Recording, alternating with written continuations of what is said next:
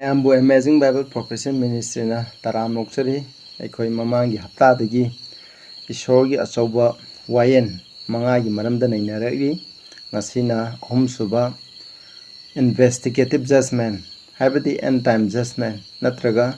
judgment of the believer hariba asigi maramda aikoi punna nainaminase ahanbada aikoi ishora pathana tawse sagada leiba ipa ishor hauji aikoina aroiba matamgi wayen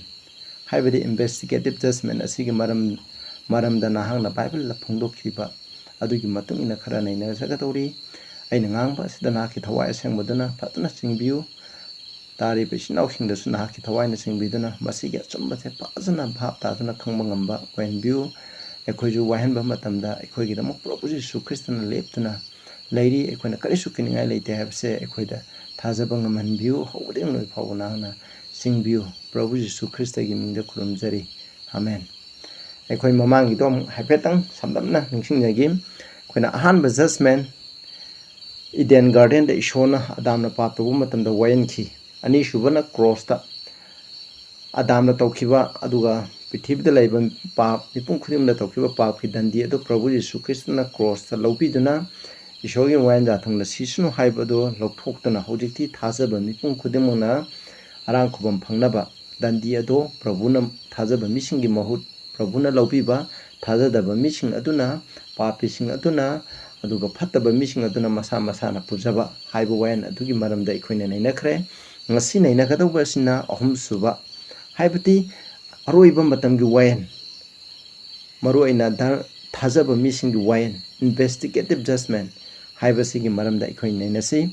prithibida lairba Christian denomination amatana hariba investigative judgment asi sungya yade masi Bible da leite Prabhu Jesu Christna ani shuba lakting mamangda wayen ba sungai leite haina takpi adu hariba se tasengna hariba wayen ase Prabhu na ani shuba lakting mamangda kana na sarga sakani chalo haina lepthokpagi thajaba mising manungda kana na sarga sakani kana na sarga chalo haina lepthokpagi wayen ase leibra leitabra haibdo ikhoni yengmina seba Bible la aikoina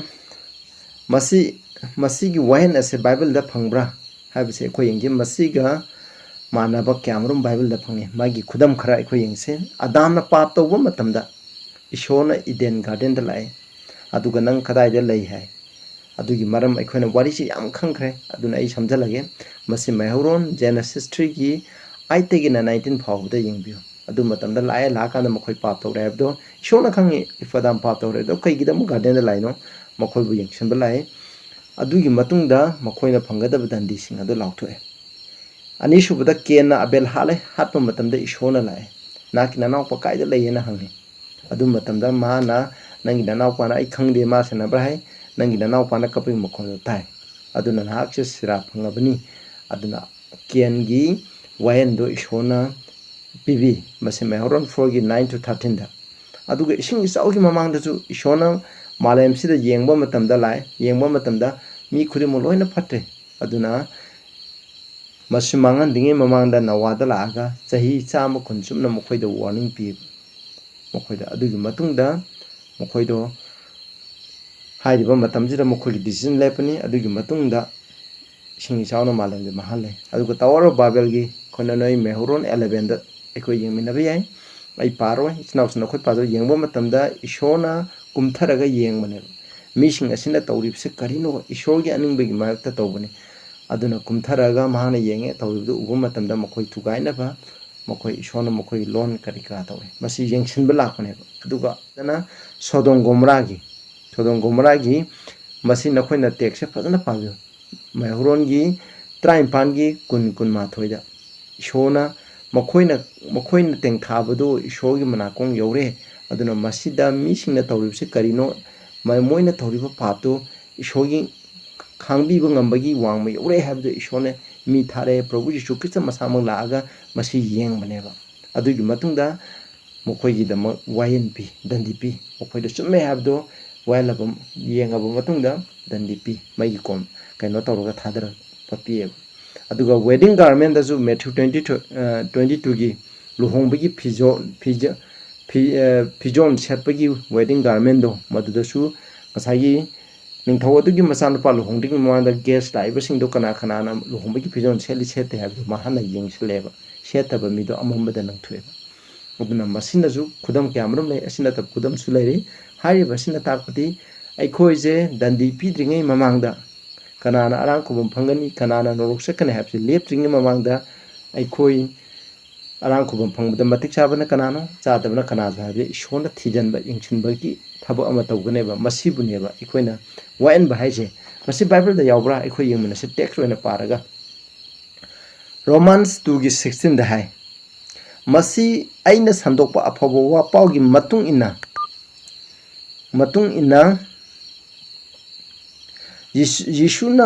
ꯏꯁꯣꯔꯅ ꯌꯤꯁꯨ ꯈ꯭ꯔꯤꯁꯇꯒꯤ ꯃꯄꯥꯟꯅ ꯃꯤꯁꯤꯡꯒꯤ ꯑꯔꯣꯠꯄ ꯑꯗꯨ ꯋꯥꯌꯦꯟꯒꯗꯕ ꯅꯨꯃꯤꯠ ꯑꯗꯨꯗꯅꯤ ꯍꯥꯏ ꯃꯁꯤꯅ ꯍꯥꯏꯕꯗꯤ ꯏꯄꯥ ꯏꯁꯣꯔꯅ ꯌꯤꯁꯨ ꯈ꯭ꯔꯤꯁꯇꯒꯤ ꯃꯄꯥꯟꯅ ꯑꯩꯈꯣꯏ ꯃꯤꯑꯣꯏꯕꯒꯤ ꯑꯔꯣꯠꯄ ꯑꯩꯈꯣꯏꯅ ꯂꯣꯟꯅ ꯇꯧꯕ ꯄꯥꯞ ꯑꯗꯨꯒ ꯐꯣꯡꯅ ꯇꯧꯕ ꯄꯥꯞ ꯑꯩꯈꯣꯏꯅ ꯇꯧꯔꯤꯕ ꯑꯩꯈꯣꯏꯒꯤ ꯊꯃꯣꯏꯗ ꯇꯧꯔꯤꯕ ꯑꯐꯕ ꯐꯠꯇꯕ ꯈꯨꯗꯤꯡꯃꯛꯁꯦ ꯏꯁꯣꯔꯅ ꯋꯥꯌꯦꯟꯒꯅꯤ ꯍꯥꯏꯅ ꯃꯁꯤꯒꯤ ꯇꯦꯛꯁꯁꯤꯅ ꯃꯌꯦꯛ ꯁꯦꯡꯅ ꯇꯥꯛꯏ ꯑꯗꯨꯒ 2 Corinthians 5:10 ꯃꯁꯤ ꯌꯥꯝ ꯃꯌꯦꯛ ꯁꯦꯡꯅ ꯃꯨꯟꯅ ꯄꯥꯃꯤꯟꯅꯁꯤ ꯏꯆꯤꯟ ꯏꯅꯥꯎꯁꯤꯡ ꯃꯔꯝꯗꯤ ꯃꯤ ꯈꯨꯗꯤꯡꯅ ꯃꯥꯒꯤ ꯍꯛꯆꯥꯡꯗ ꯇꯧꯈꯤꯕ ꯑꯗꯨꯒꯤ ꯃꯇꯨꯡ ꯏꯟꯅ ꯑꯐꯕ ꯑꯣꯏꯔꯕꯁꯨ ꯐꯠꯇꯕ ꯑꯣꯏꯔꯕꯁꯨ ꯐꯪꯅꯅꯕ ꯑꯩꯈꯣই ꯄꯨꯝꯅꯃꯛ ꯈ꯭ꯔꯤꯁꯇꯒꯤ ꯋꯥꯌꯦꯟ ꯐꯝꯕꯩꯒꯤ ꯃꯥꯡꯗ ꯂꯦꯞꯄ ꯇꯥꯔꯦ ꯍꯥꯏꯕꯅꯤ ꯑꯩꯈꯣꯏꯗ ꯌꯤꯁꯨ ꯈ꯭ꯔꯤꯁꯇꯒꯤ ꯋꯥꯌꯦꯟ ꯐꯝꯕꯥꯜꯒꯤ ꯃꯃꯥꯡꯗ ꯑꯩꯈꯣꯏ ꯂꯦꯞꯀꯅꯤ ꯍꯥꯏꯕꯅꯤ ꯑꯩꯈꯣꯏ ꯇꯥꯏꯕꯪ ꯃꯤꯑꯣꯏꯕ ꯑꯩꯈꯣꯏꯁꯦ ꯀꯔꯤꯒꯤꯗꯃꯛ ꯑꯩꯅ ꯍꯛꯆꯥꯡꯗ ꯇꯧꯈꯤꯕ ꯑꯐꯕ ꯇꯧꯔꯒꯅ ꯑꯐꯕꯒꯤ ꯃꯍꯩ ꯂꯣꯝꯕ ꯅꯥꯏꯗꯅ ꯁꯔꯒ ꯆꯠꯄ ꯐꯠꯇꯕ ꯇꯧꯔꯒꯅ ꯄꯥꯞ ꯇꯧꯔꯒꯅ ꯅꯣꯔꯣꯛꯇ ꯆꯠꯄ ꯍꯥꯏꯕꯁꯦ ꯃꯁꯤ ꯑꯩꯈꯣꯏꯅ ꯇꯧꯕꯗꯨꯒꯤ ꯃꯇꯨꯡ ꯏꯟꯅ ꯐꯪꯅꯤꯡꯉꯥꯏꯒꯤꯗꯃꯛꯇꯅꯦꯕ ꯑꯗꯨꯗꯤ ꯃꯁꯤꯒꯤ ꯋꯥꯌꯦꯟ ꯑꯁꯤ ꯀꯔꯝꯕ ꯃꯇꯝꯗ ꯇꯧꯒꯅꯤ ꯃꯁꯤ ꯄ꯭ꯔꯚꯨꯅ ꯂꯥꯛꯇ꯭ꯔꯤꯉꯩ ꯃꯃꯥꯡꯗ ꯇꯧꯒꯗ꯭ꯔꯥ ꯃꯁꯤ ꯀꯔꯝꯕ ꯑꯩꯈꯣꯏꯅ ꯁꯤꯕꯗ ꯇꯧꯕ꯭ꯔꯥ ꯀꯗꯥꯏꯗ ꯇꯧꯕꯅꯣ ꯍꯥꯏꯕꯁꯦ ꯑꯩꯈꯣꯏ ꯈꯪꯗꯦꯕ ꯋꯥꯌꯦꯟꯕ ꯑꯃꯗꯤ ꯂꯩꯕ ꯄ꯭ꯔꯤꯊꯤꯕꯤꯗ ꯂꯩꯕ ꯃꯤ ꯈꯨꯗꯤꯡꯃꯛꯅꯤ ꯑꯩꯈꯣꯏ ꯈꯨꯗꯤꯡꯃꯛ ꯃꯁꯤ ꯑꯗꯨꯒ Psalms 9:7ꯗꯁꯨ ꯍꯥꯏ ꯑꯗꯨꯕꯨ ꯌꯦꯍꯣꯋꯥꯗꯤ ꯃꯇꯝ ꯄꯨꯝꯅꯃꯛꯇ ꯂꯩꯒꯅꯤ ꯃꯍꯥꯛꯅ ꯋꯥꯌꯦꯟꯅꯕꯒꯤꯗꯃꯛ ꯃꯍꯥꯛꯀꯤ ꯐꯝꯕꯥꯜ ꯊꯧꯔꯥꯡ ꯇꯧꯔꯦ ꯍꯥꯏꯕꯅꯤ ꯏꯁꯣꯔꯅ ꯋꯥꯌꯦꯟꯅꯕꯒꯤꯗꯃꯛ ꯃꯍꯥꯛꯀꯤ ꯐꯝꯕꯥꯜ ꯃꯍꯥꯛꯀꯤ ꯊ꯭ꯔꯣꯟ ꯃꯍꯥꯛꯀꯤ ꯁꯤꯡꯍꯥꯁꯟ ꯑꯗꯨ ꯋꯥꯌꯦꯟꯅꯕꯒꯤꯗꯃꯛ ꯊꯧꯔꯥꯡ ꯇꯧꯔꯦ ꯏꯁꯣꯔꯒꯤ ꯁꯤꯡꯍꯥꯁꯟ ꯂꯩ ꯁꯤꯡꯍꯥꯁꯟꯁꯦ ꯀꯩꯅꯣ ꯃꯌꯥꯝꯕꯨ ꯋꯥꯌꯦꯜ ꯇꯧꯅꯕ ꯂꯩꯉꯥꯛ ꯊꯧꯗꯥ ꯇꯧꯅꯕꯅꯦꯕ ꯑꯗꯨꯅ ꯂꯩꯕꯥꯛ ꯑꯃ ꯂꯩꯔꯒꯗꯤ ꯋꯥꯌꯦꯜ ꯂꯩꯔꯒꯗꯤ ꯃꯥꯒꯤ ꯂꯣ ꯂꯩꯔꯒꯗꯤ ꯂꯣꯒꯤ ꯃꯇꯨꯡ ꯏꯟꯅ ꯂꯣ ꯊꯨꯒꯥꯏꯕ ꯃꯤꯁꯤꯡ ꯑꯗꯨ ꯋꯥꯌꯦꯟꯕ ꯍꯥꯏꯕꯁꯦ ꯏꯁꯣꯔꯒꯤ ꯁꯤꯅꯦꯕ ꯇꯥꯏꯕꯪꯄꯥꯟꯗ ꯇꯧꯅꯔꯤꯕ ꯁꯔꯀꯥꯔꯁꯤꯡꯅ ꯇꯧꯅꯔꯤꯕ ꯑꯁꯤꯁꯨ ꯃꯁꯤꯒ ꯆꯞ ꯃꯥꯟꯅꯩ ꯑꯗꯨꯒ Ecclesiastic 12:13 ꯃꯁꯤꯁꯨ ꯃꯨꯟꯅ ꯄꯥꯃꯤꯟꯅꯔꯁꯦ ꯑꯩꯈꯣꯏꯅ ꯍꯤꯔꯝ ꯑꯄꯨꯝꯕꯒꯤ ꯄꯣꯂꯣꯏ ꯇꯥꯁꯤ ꯏꯁꯣꯔꯕꯨ ꯀꯤꯌꯨ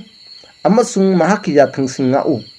ꯃꯔꯝꯗꯤ ꯃꯤꯑꯣꯏꯕꯅ ꯇꯧꯒꯗꯕꯗꯤ ꯃꯁꯤꯅꯤ ꯍꯥꯏꯗꯤ ꯑꯩꯈꯣꯏ ꯃꯤꯑꯣꯏꯕꯅ ꯇꯧꯒꯗꯕ ꯑꯃꯠꯇ ꯉꯥꯏꯔꯕ ꯑꯩꯈꯣꯏꯒꯤ ꯗ꯭ꯌꯨꯇꯤꯁꯦ ꯀꯩꯅꯣ ꯏꯁꯣꯔꯕꯨ ꯀꯤꯕ ꯃꯍꯥꯛꯀꯤ ꯋꯥꯌꯦꯟ ꯌꯥꯊꯪ ꯉꯥꯛꯄꯁꯤꯅꯤ ꯃꯔꯝꯗꯤ ꯏꯁꯣꯔꯅ ꯊꯕꯛ ꯈꯨꯗꯤꯡꯃꯛ ꯋꯥꯌꯦꯟꯕꯗ ꯄꯨꯔꯛꯀꯅꯤ ꯑꯊꯨꯞꯄ ꯃꯔꯝ ꯈꯨꯗꯤꯡꯒ ꯂꯣꯏꯅꯅ ꯑꯐꯕ ꯑꯣꯏꯔꯕꯁꯨ ꯐꯠꯇꯕ ꯑꯣꯏꯔꯕꯁꯨ ꯑꯩꯈꯣꯏꯅ ꯇꯧꯔꯤꯕ ꯑꯐꯕ ꯑꯣꯏꯔꯕꯁꯨ ꯂꯣꯟꯅ ꯇꯧꯕ ꯑꯣꯏꯒꯦꯔꯥ ꯐꯣꯡꯅ ꯇꯧꯕ ꯑꯣꯏꯒꯦꯔꯥ ꯃꯤ ꯈꯪꯍꯟꯗꯅ ꯇꯧꯕ ꯑꯣꯏꯒꯦꯔꯥ ꯏꯁꯣꯔ ꯈꯪꯉꯣꯏ ꯍꯥꯏꯅ ꯇꯧꯕ ꯑꯣꯏꯒꯦꯔꯥ ꯐꯠꯇꯕ ꯄꯥꯞ ꯑꯩꯈꯣꯏꯅ ꯇꯧꯔꯤꯕ ꯑꯐꯕ ꯑꯣꯏꯔꯁꯨ ꯄꯨꯝꯅꯃꯛꯁꯦ ꯏꯁꯣꯔꯅ ꯋꯥꯌꯦꯟꯕꯗ ꯄꯨꯔꯛꯀꯅꯦꯕ ꯑꯐꯕꯗꯨꯅ ꯑꯐꯕꯒꯤ ꯃꯅꯥ ꯄꯤꯒꯅꯤ ꯐꯠꯇꯕꯗꯨꯅ ꯐꯠꯇꯕꯒꯤ ꯃꯅꯥ ꯄꯤꯒꯅꯤ ꯃꯁꯤ ꯌꯥꯝꯅ ꯃꯌꯦꯛ ꯁꯦꯡꯉꯦ ꯏꯆꯤꯟꯅꯥꯎꯁꯤꯡ ꯃꯊꯪꯗ Ecclesiastic 3:13 ꯑꯃꯨꯛ ꯍꯥꯏ ꯑꯗꯨꯒ ꯑꯩꯅ ꯑꯩꯒꯤ ꯊꯃꯣꯏꯗ ꯍꯥꯏꯈꯤ ꯏꯁꯣꯔꯅ ꯙꯔꯃ ꯆꯦꯟꯕ ꯑꯃꯁꯨꯡ ꯏꯁꯣꯔ ꯅꯤꯡꯗꯕ ꯍꯥꯏꯗꯤ ꯏꯪꯂꯤꯁꯇꯅ ꯐꯠꯇꯕ ꯃꯤ ꯍꯥꯏꯀꯣ ꯃꯩꯇꯩꯔꯣꯟꯗꯅ ꯏꯁꯣꯔ ꯅꯤꯡꯗꯕꯕꯨ ꯋꯥꯌꯦꯟꯕꯤꯒꯅꯤ ꯍꯥꯏꯗꯤ ꯙꯔꯃ ꯆꯦꯟꯕ ꯑꯃꯁꯨꯡ ꯐꯠꯇꯕ ꯃꯤ ꯍꯥꯏꯗꯤ ꯄꯥꯄꯤꯁꯤꯡ ꯃꯈꯣꯏ ꯑꯁꯦ ꯏꯁꯣꯔꯅ ꯋꯥꯌꯦꯟꯕꯤꯒꯅꯤ ꯃꯔꯝꯗꯤ ꯍꯤꯔꯝ ꯈꯨꯗꯤꯡꯒꯤꯗꯃꯛ ꯑꯃꯁꯨꯡ ꯊꯕꯛ ꯈꯨꯗꯤꯡꯃꯛꯀꯤꯗꯃꯛ ꯃꯇꯝ ꯑꯃ ꯂꯩ ꯍꯥꯏꯕꯅꯤ ꯑꯗꯨꯅ ꯑꯩꯈꯣꯏ ꯑꯐꯕ ꯙꯔꯃ ꯆꯦꯟꯕ ꯃꯤꯁꯨ ꯐꯠꯇꯕ ꯇꯧꯕ ꯃꯤꯁꯨ ꯏꯁꯣꯔꯅ ꯋꯥꯌꯦꯟꯒꯗꯕ ꯃꯇꯝ ꯂꯩ ꯙꯔꯃ ꯆꯦꯟꯕꯒꯤ ꯋꯥꯌꯦꯟ ꯑꯗꯨꯒꯤ ꯃꯔꯝꯗꯅꯤ ꯑꯩꯈꯣꯏꯅ ꯅꯩꯅꯔꯤꯕ ꯃꯊꯪꯗꯅ ꯐꯠꯇꯕ ꯅꯣꯔꯣꯛꯇ ꯆꯠꯀꯗꯕ ꯃꯤꯁꯤꯡ ꯑꯗꯨꯒꯤ ꯐꯠꯇꯕ ꯃꯤꯁꯤꯡ ꯑꯗꯨꯒꯤ ꯋꯥꯌꯦꯟ ꯑꯗꯨ ꯃꯊꯪꯗ ꯑꯩꯈꯣꯏꯅ ꯑꯃꯨꯛ ꯇꯝꯒꯅꯤ Hebrew 9:27ꯗ ꯃꯤꯅ ꯑꯃꯨꯛꯇꯪ ꯁꯤꯕ ꯑꯗꯨꯒ ꯃꯗꯨꯒꯤ ꯃꯇꯨꯡꯗ ꯋꯥꯌꯦꯟꯅꯕ ꯂꯦꯞꯈ꯭ꯔꯕꯒꯨꯝꯅ ꯋꯥꯌꯦꯟ ꯍꯥꯏꯗꯤ ꯃꯤꯑꯣꯏꯕꯅ ꯁꯤꯔꯕ ꯃꯇꯨꯡꯗ ꯋꯥꯌꯦꯟꯅꯕ ꯂꯦꯞꯈ꯭ꯔꯦ ꯏꯆꯤꯟꯅꯥꯎꯁꯥ ꯃꯁꯤ ꯌꯥꯝ ꯃꯌꯦꯛ ꯁꯦꯡꯉꯦ ꯑꯩꯈꯣꯏ ꯃꯤꯄꯨꯝ ꯈꯨꯗꯤꯡꯃꯛ ꯏꯁꯣꯔꯅ ꯋꯥꯌꯦꯟꯒꯅꯤ ꯍꯥꯏꯕꯁꯦ ꯑꯩꯈꯣꯏ ꯕꯥꯏꯕꯜꯅ ꯍꯥꯏꯕꯁꯦ ꯊꯥꯖꯁꯤ ꯑꯩꯅ ꯍꯥꯏꯕ ꯊꯥꯖꯕꯤꯒꯅꯨ ꯕꯥꯏꯕꯜꯅ ꯍꯥꯏꯕ ꯊꯥꯖꯕꯤꯌꯨ ꯏꯆꯤꯟꯅꯥꯎꯁꯤꯡ ꯃꯨꯟꯅ ꯑꯩꯈꯣꯏ ꯌꯦꯡꯃꯤꯟꯅꯁꯤ Acts 24:25 ꯑꯃꯨꯛ ꯍꯥꯏ Dharma Chenbagi, Masa Kudum Sanbagi, Amasung Lakada Wayan Gimaram Paul Nangalakpada, Felix na Kira Duno Haiki, Makaparagumse, Masina have they, Paul na Felix I have to say, Wayan Gadaba Matamama Lakani, Paul Gim Matunda, Paul Gim Matam the Nataba, Paul Gim Future the Maitung the Wayan Bama Lakani have say, Mana Felix the Kangale, Masi Equated to Kangale. Aduga X Pakonchapa Singi Tabak Traki Contra Mathida Koymanase. Maram Atuna Kangdaba Matamadu Ishona Lantopire. I believe in this camp Manipuka Sanade Ishona Wing Hamni. Shona Kangdaba Matamadu the Equina, Shona Equira late heaven. Adubu Hojiti Mahana Mapam Kudimakta Laibami Puna Magna Puning Hona Bayatang Piri. Maram di Mahana Kandolaba mi Adugi Mapana Tayang Panbu. Sumna Wayan Gadaba Numidama Kapire, Mana Maku Asibasingi Marakaki, Karintunami Punamuta Kudam Utpire. Machine have the Shon have the Englistana Amsange. He had appointed a day Hamrico. Numidama Mahan Lepre, High University Kano, Tayung Pan Babu, Prabuji Sukistagi Mapandarama Semper, Prabuji Sukistagi Mapana, Wayan Gadaba Numidama Lepre. Aduna the Ishin option, Tazabami Oro, Tazabami Oro. Ishona wine Gadaba Numit Ama Lep, wine Gadaba Numit Ama Lay have Masigo, Masikoina Kogumse.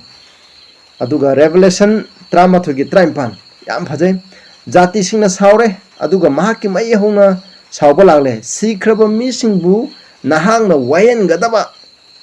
see Krabba missing boo Nahanga Wayan Gadaba, Nahaki Nanai Wat Atopa missing, Asengba missing, Sans had the Dharmasamba missing, Nahaki Mingbu Kijaba. Matsa amasung asoba singbu mana pi nanaba aduga malembu mahan taliba mokoibu mahan nanaba matam lakle hane sida haidi mina tawbuda haidi shona wain gadaba matam adu lakle hane sida that they should be judged hane masida je sikraba missingbu nahana wain gadaba hane ishogi maichok sing dharma sema missing aduna afaba lomba naidaba fataba missing aduna tumna mangnaba shona Wine Gadabado, Lak Eham, Matamado, Lak Eham, which Nopsa, Masi, Gonna Revelation Zona evening, at the Mana Hibini, at the Niko Yuji, Equi wine never Matam Lak have the quick album team, Pondo Piva, Tugi Kulumdoida Aduga, Aina Maki Masazi Mutum Hakini, Puning Amsung Tamoibu, Tidopo Mahak Aduna, Aina, Hiber Single Punamakta. Puna mana khangbi aduga nakoi gi thabakki matung ina nakoi amamamda hanbigani mana pigini hamni aina tawbudu gi matung ina pigini hamni masida english study aikoina sida english ta yengba matam da sida search haibani search haiba english ki wai se koina king james concordance ta yengba matam da magi meaning je to investigate haigo magi idea je to seek that is to investigate hamni ba thijanba I Tamu the Tobudo, Karikito have the Madu Junction Naba, Tijanaba. Ni have any Shona, Kaidama, Equi Kunata, Machina Tai, Wine Gadaba, Numedamalay, have me. Schnauzer. Aduna, who's Parker, but taking us na, Takpadi,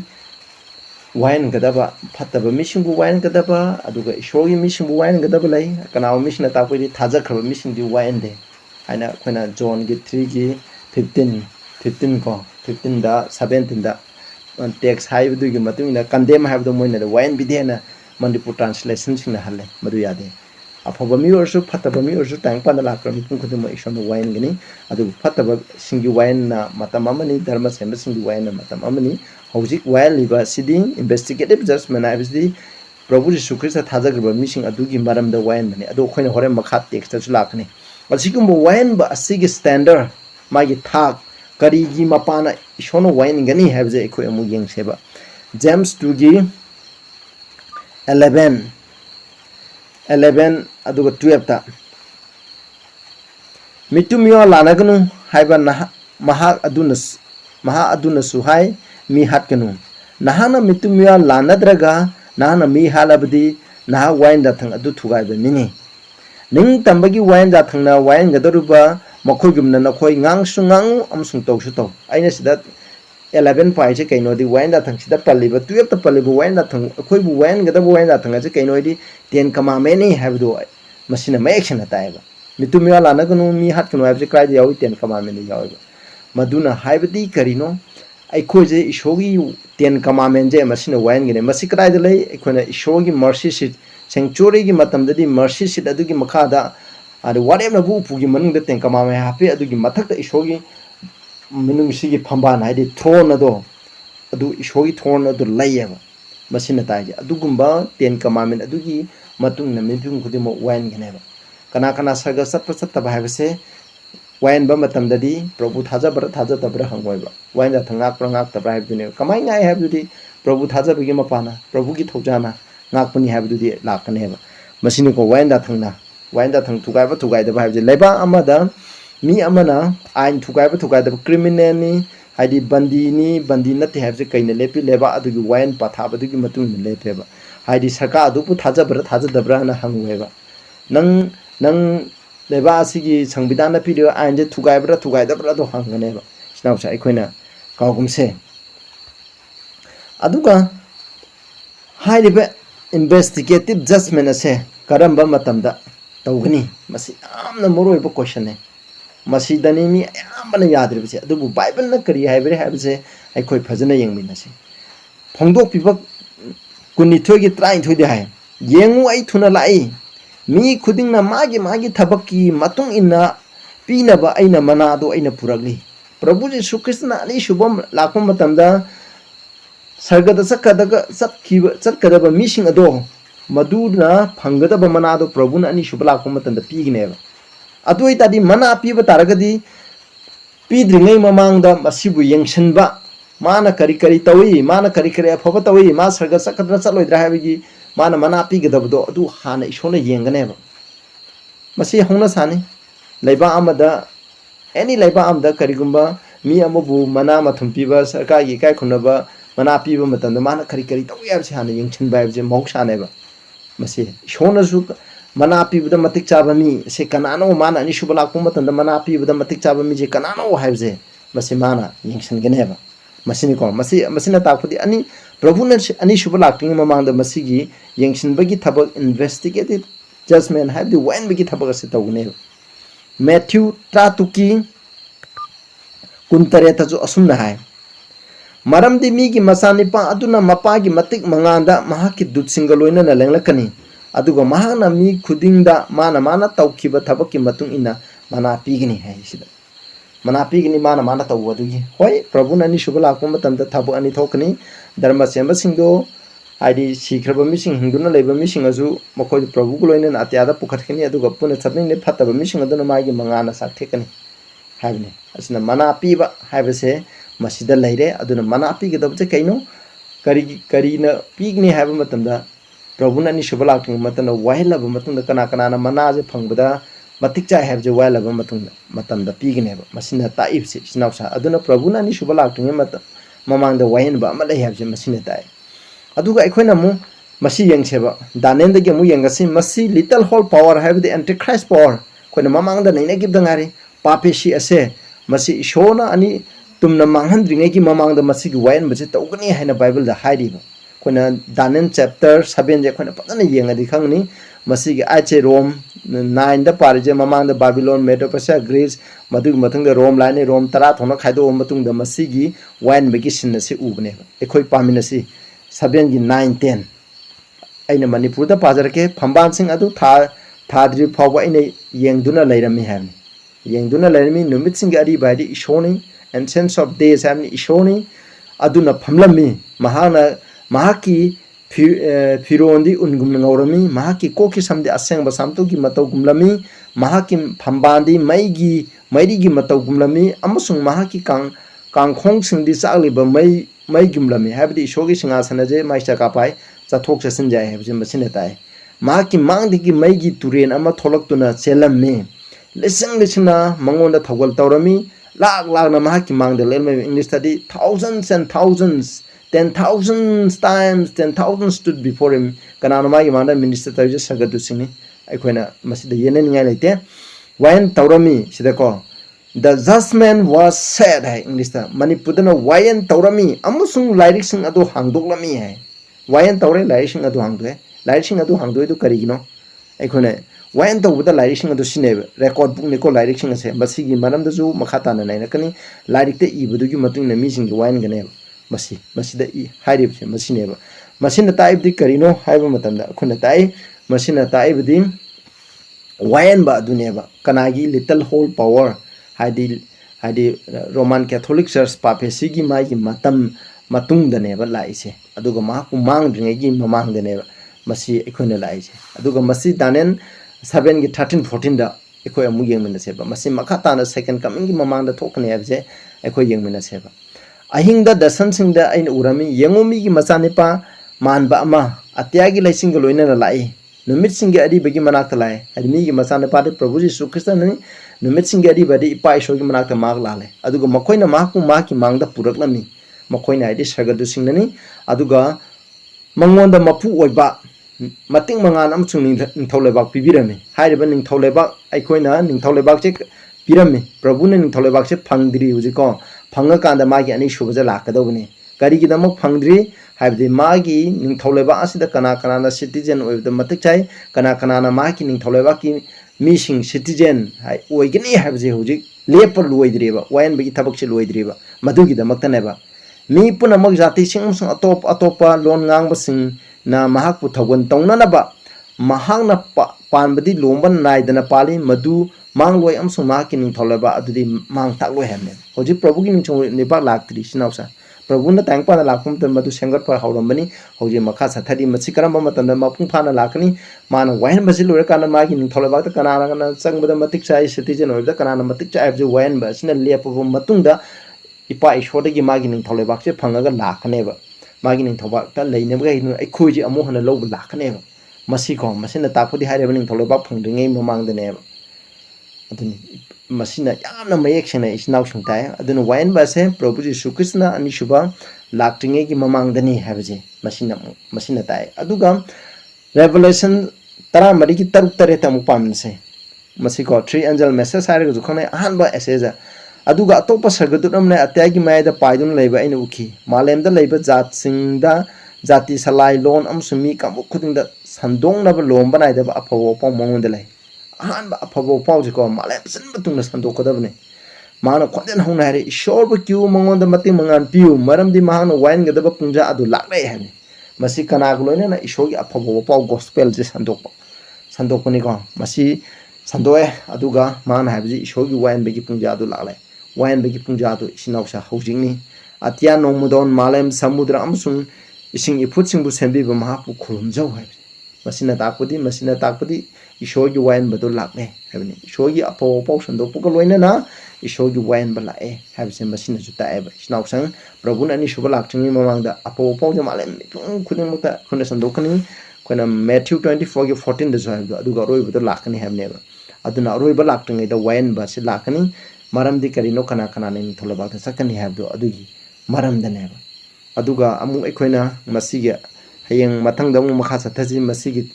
takes Maparaga Wayan Basida Kanakana Yaugni Abdo Madugi Maramje Masikatang Paraga to Ose Masikaras Hangani Snausen Masida Hako first Wayan Base Equina Tajabasing Masigi Wayan but the Tajabasing Katani Haribse Karigno have the Masigi text Equiparazeva. And go from whom must the judgment first begin? Canada you went but say, Yana Hogani have they. First Peter Fogi Taratarena High. Maramdi Ishogi Imundegi wayenba Honabigi Matam Ado Yore Hamiko. For the time is come that judgment must begin at the house of God. Ishogi missing the Hana. Karigidama Ishogi missing the Astumbu Konge Aduna. Probable Tazakra missing a do Christian sing a Sidagi Hana wine Bahogani, Masi wine Baze, Hogani go. Wine Guinea, Adugas Sidahe, Ishogi Apopo in the Makoyi Polo Edukari Wagini. Wine but Ishogi missing the Horagadi, Ishokang the missing a Duki Polo Edukari Wagini Hamne. Masina the Pol Nabde, Masigi 16 15 Ganakoi Paragatico Mamang the Jakoi Dharmas and Paba Ishoki Nasanaba, Satsi in a Haveni. Adugo wine was a quite hogany, warning people warning, when a Kashukin later warning people, Aduna Ishogi missing Asibu, Ishona Hive in the missing Ishona Ishotaze, when can be get over later, when a Bible the Masiki take Yamlay, when a Metu 7 21 day 22, and on the Probable with the sarga salo haina Bible dai Prabhu thajaban bungkhuni sarga sakne haina Bible da laite chinausa aduna kana kana na sarga sakni chalo habse Prabhu thajaga su kana na sarga sakni chalo habse masig wayenba asna lepibne aduna haidiba investigative judgment ase kana gi damak thajaba missing gi damak tane masigi wari se yam sangi ngasigi di matang sida loisingi chinausa aduga masigi wayen se ekhona phajana khange hai taragadi ekhona Hebrew gi matamda taromba day of atonement priceit ki numit masi Leviticus 16 da yaw se masi ekhona phajana khangba sanctuary se ekhona sanctuary gi takpi diba masi ekhona phajana khangba darkha laiba aduna ekhona makha tabada amu ekhona nasi nasigi di matang asida loisin jarage tabiriba mayamda ishona bopi bo isnu isinauksin ekhoi Prabhu na ani shuba laktingi mamangda ishogi mi singbu soidana wayan gine habse masi Bible na haibani ekhoi na hai aina haibanate kanana su haibanate masi Bible na haibani Bible gi wase thajaji adubu ekhona wayan gani haina ekhona kiningai leite ekhona wayan bada hayeng makha tana naina kani Prabhu da ekhoi gi damang lepi ekhona Prabhu da hujik matam lai ekhona pana phattaba mi wana magju Hebrew 7:25 ta je pana phattaba mi oigara aina aigi punsida oiningba mi oraksu hoji ekhona Prabhu Jesu Christ ngonda laga Prabhu Jesu aigi pap se kopiu haina mangona sangjaba matamda mahana aigi pap kopigini mahana engonda anoba thamoi pibigini aina mahakna eko aina ishorgi haiba hana haiba indana pap tudun lenba punsido Prabhu na laktopigini nauna pohan bigini aikoina ishorgi thaujangi mapana market ning bapa mudugi matungna pap tudun hingba punsido ngangani Prabhu Jesu Christ gi mapana ngamganeba arang khubam haibje mahana pibibini aikoi mangonda changjasi sinausa aduna aina YouTube channel ase sandokchabagi moroiba pandamsu aikoi khudingmak chumba khaminaraga aikoina sargada chamina bhaibse aikoi gi apamaneba aduna Prabhu na Matthew 16 da ai text to di ai screen da hapcharage hai kanagumna malam prithvi punama ase phanglaga ai thawai ase kanba ngamdredi kaisu kanade sinausa aina ishogi mapang sandokchabaje ai yamna hai haibagi nasade aina asumba Bible gi asengba asumba do mayamda khangalaga asumba do akoi punna iminaraga hairiba singje Bible dagi thijanbi oina ngangibse padana nainara asumba do lauraga akoi sargada samina se haina aina mayamda ishogi mapawche sandokchabani tariba singdai sona bopi bu oishnu anoba mi orgidi subscribe tobiu maru mapang dasu aigi channel asibu support toboina makhoi share tobiu aduga comment like na singba tobiu haina yam daroi boina appeal tawjari pathana tawminasi sagada laibi pa yam thaga sare shoyi mission saga chatching mamana ekhona Prabhu na ni shubulang la tinge mamana kana kana na saga sakani kana kana na norok sakani thajaba mission adugi manna kana na saga sakani kana na norok sakani haina lep kada ba wayan bagi pungpham ado kimaram dai khoi da khangan bi ba sigi da mu thaga chare Bible na hai ba sum baje khoi loksan duna lepsa bangam Bible ohen biu Prabhu na khoi gi da mo wayan ba sida pamom ting duna lepi khoi gi meditator oi have se khoi na kahon bi gnu pa isho aduna tare bu khuding da suna hana bo bi biu na ki wai se chena paidan leibang man biu Prabhu Jesu Christ gi ming da khulum jari amen.